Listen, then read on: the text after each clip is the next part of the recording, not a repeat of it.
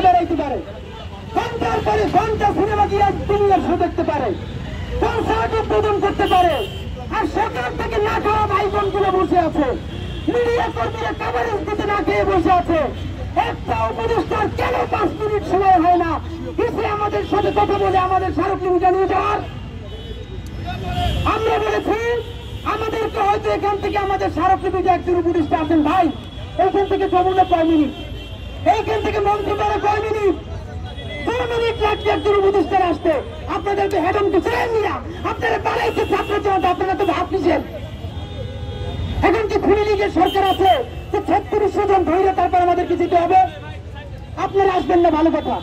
আমাদের থেকে 2-3 ভাইরে এই স্মারকলিপিটা নিয়ে প্রধান উপদেষ্টা মহোদয়ের কাছে নিয়ে যান, আমরা তার হাতে দিয়ে আসবো। আপনারা বলবেন কেন আমরা যে ভাই এখন সরকার বিব্রত হয়ে গিয়েছে কেন? আমরা কি ইনিসাই ডিউটি পাই সরকারের দেওয়া টাকা ইনকিলাব মঞ্চ প্রোগ্রাম করে? সরকারের টাকায় প্রোগ্রাম করলে সরকারের প্রতি বাধ্যবাধকতা ছিল। ইনকিলাব মঞ্চের ভাই বোনেরা রুটি কলা খাইয়ে দিনের পর দিন প্রোগ্রাম করে। যেমনই আপনাদের যে দাবিগুলো তোলার কথা ছিল, খুনি লীগের নিবন্ধন বাতিল করতে হবে, আমরা কেন বলবো? আমরা কি পলিটিক্যাল পার্টি? সন্ত্রাসীদের গ্রেফতার করতে হবে, আমরা কেন বলবো? আমরা কি আপনারা বলবেন না কেন? বলতেছেন না। আমরা দাবি করতেছি খাই না খেয়ে ভাইগুলো অনশন করে বসে আছে, আসার সময় হয় না, ফোন করে বলেন যে সরকার বিব্রত হয়। আপনারা যদি বিব্রত হন, বিব্রত না হন, আপনাদেরকে চুমু খেয়ে আন্দোলন করছি এতদিন, এখন এই 3 ঘন্টা বসে দিলাম, সময় হয় না, এখন কি চান? তাই গিয়ে চুমু দিয়ে আসবো?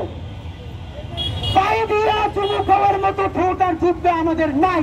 তাতে মনি চাইলে নিয়ে ফেলে বলে গেছেন, মনি চাইলে গিয়ে গাড়ি উঠে যাইতে পারবো না। উপদেষ্টা একজনের আসতে হবে, অথবা আমাদেরকে প্রধান উপদেষ্টা মহোদয়ের কাছে নিয়ে যেতে হবে। তার আগ পর্যন্ত এইরকম শুয়ে বইয়ে থাকবো।